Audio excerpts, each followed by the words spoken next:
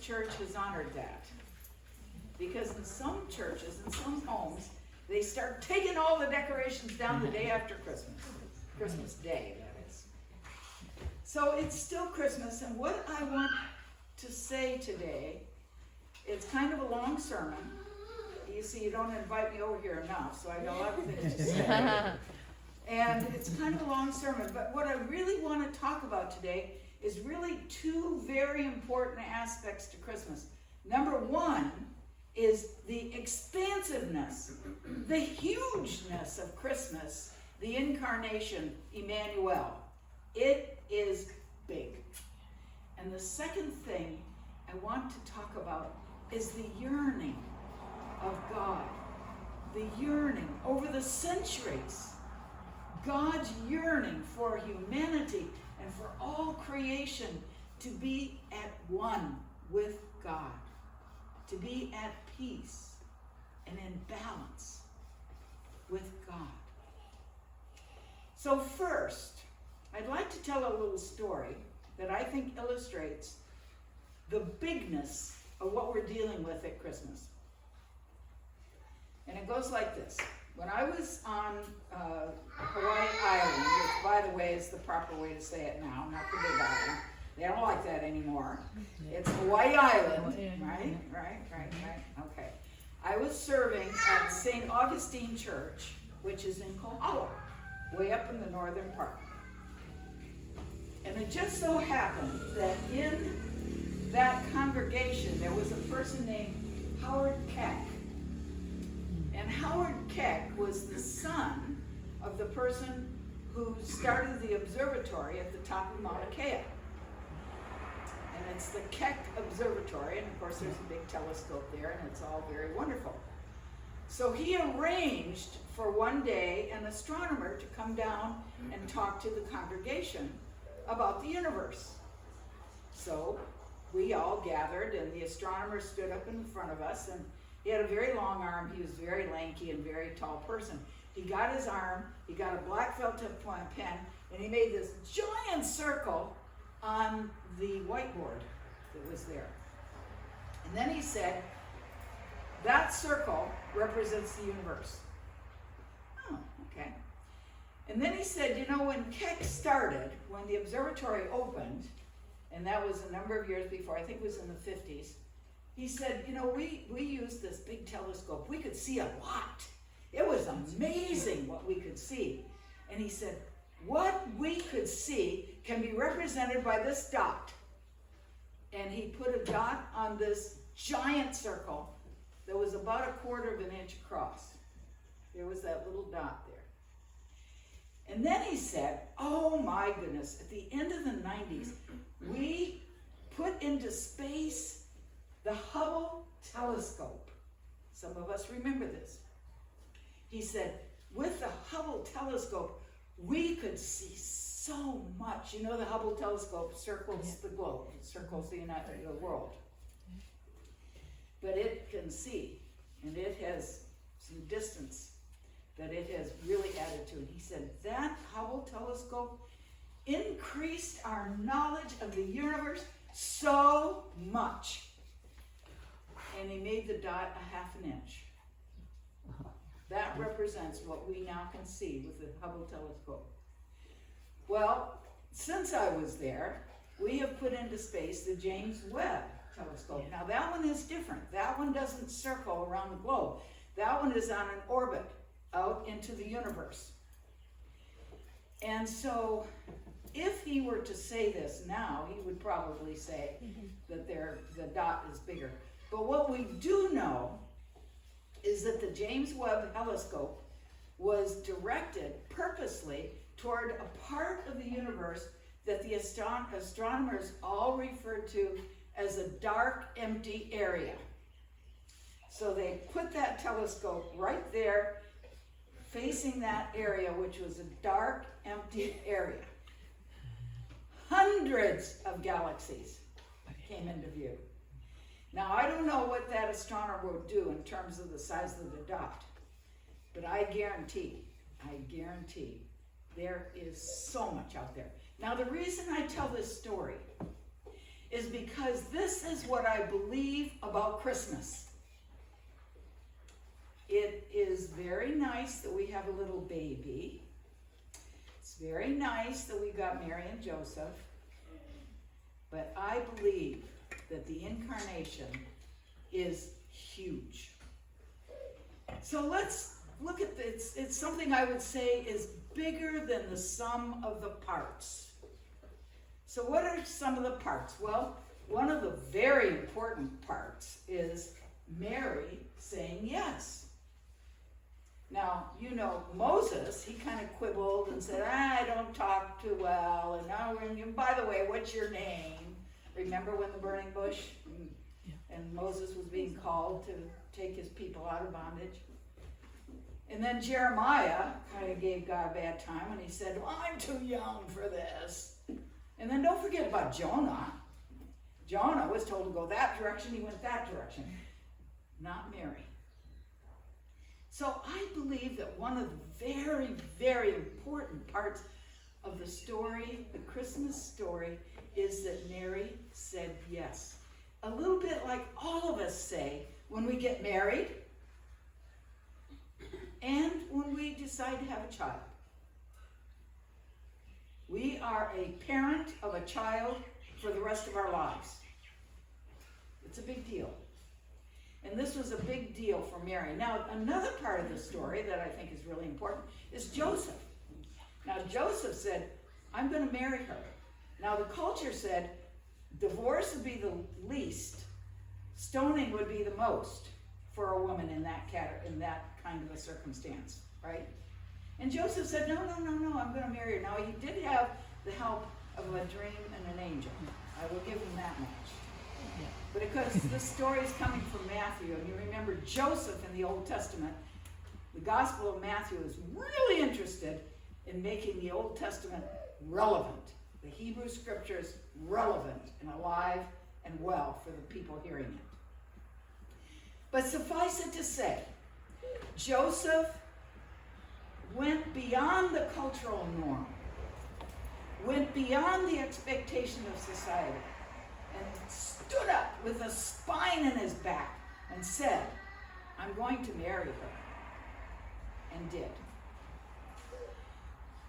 And then there are the angels and the dreams and all of these things. And I think this is really an important part of the Christmas story. And I've noticed on the Grace Christmas tree there are lots of angels.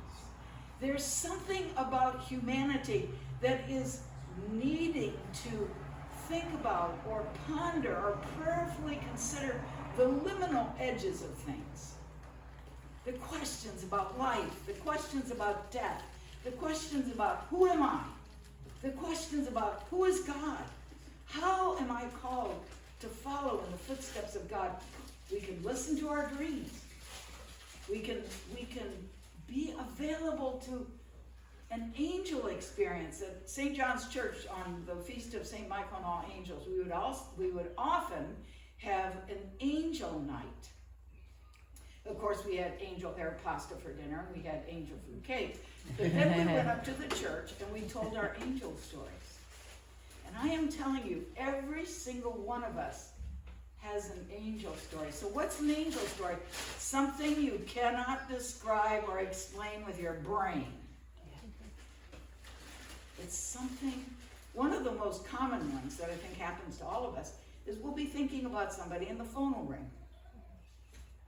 Happens all the time. But there are so many things that happen to human beings that we cannot explain. And what the Christmas story embodies is a whole lot of that. So maybe this is one of the reasons why Christmas is so big and so important. Christmas is all over the world. It's everywhere, in every culture, in every country. And would we have Blue Christmas if people didn't not find the event fulfilling in some way? We have Blue Christmas. I don't know of any other holiday that has blue anything. But Christmas often has a way for a person who's not in line with the Christmas to be comforted and to have support. Christmas is a very, very big deal. Bigger than the sum of the parts. Okay, now I have a Christmas story about the yearning. So are there any children here that would like to come forward and hear this Christmas story? Any kids? I think they're outside. So I'll just tell it to the children of God. There comes one. Okay, I have a story about the importance of yearning, God's yearning. And it goes like this. It was a Christmas Eve in the Midwest, and there was snow on the ground, and the father of the family decided to stay home. He had some things he had to do. And but the family, the mother and the 3 kids, went off to church. And as the car left the driveway, it was crunching across the snow. Have you ever experienced that? Do you come from a place where there's snow? Yeah. You know Canada. You better believe it. You know exactly what I'm talking about. That car pulled out and they went to church. So the father of the family was sitting there in front of the fire getting ready to do his Christmas Eve work. And all of a sudden, bang! Against the window, he hears a big thud, a bang. And he wonders what this is. So he goes, he opens the window and he opens the curtains. And he looks down, and in the snow is a little bird. And he went, oh my goodness gracious, this little bird can't stay there. It's going to die, it's going to freeze. And apparently the bird was alive, but it was injured. So he puts on his galoshes and he puts on his jacket and he gets out there and he's bending down to get the little bird so he can take him into the mudroom, put him in a box so that the little bird can get better. And all of a sudden the little bird flies up to the lower branches of the tree. Oh, darn. He wasn't able to get it. So he goes into the house or into the garage and he gets his ladder. And he sets up the ladder just right there so he can reach the little bird on that lower branch. And he climbs up the ladder. And he just about has this little bird in the safety of his hands. And the little bird flies up to the higher branch. Oh, he's really frustrated. So then he says, okay, now, I can't climb that high, but I've got a barn. And what I'm going to do, he decided he was going to open the door, turn the lights on, and see if the bird would figure out that in that barn is safety, salvation, warmth, food, light, everything that he would need to heal and to feel better and to be saved. So he opened the door, turned the light on, and then he waited and he sort of said, come on. And he prayed, come on, take a look, it's over there. That's safety, that's salvation right over there. And the little bird didn't move. They thought, I know what I'll do. I will demonstrate the way to that open door. And he started walking back and forth, and back and forth, and back and forth. Still, the little bird up there on the top of that tree didn't get it. Well, he was really, really sad and very worried. And he knelt down in the snow and he said, if I could just be a bird for 10 minutes, I could show him the way. Now, does that sound like baby Jesus coming into this world to show us the way when he grew up and doing ministry? Mm-hmm. So I would like to say at the second part of my sermon for Christmas that not only is Christmas much bigger than we know, but the incarnation not only involves humanity, but I believe it involves all of creation. And I believe that part of what we can know about this season, all 12 days and then on, is that God has wanted humanity, has wanted creation to be in balance. And that beautiful passage that we heard read today from Jeremiah, and those beautiful passages that we hear in the Bible, over and over and over and over again, we hear about how much God wants all of us humans to know the way to salvation. And so the first Sunday after Christmas Day, we all hear, and I'm sure you did, in the beginning was the Word. In the beginning, we're talking about in the beginning, when God created the heavens and the earth, the Word was present. Jesus was there. In the beginning was the Word, and the Word was God. And it came into the world, and the darkness will never, ever overcome it.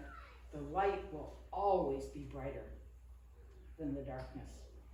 So that's really what I believe Christmas is about. Much, much bigger, like the universe, and manifesting this incredible yearning, thanks be to God, yearning that God has for all of us to know how to love, to know how to care for one another, to know how to be present, and to most especially know the way of God for our lives.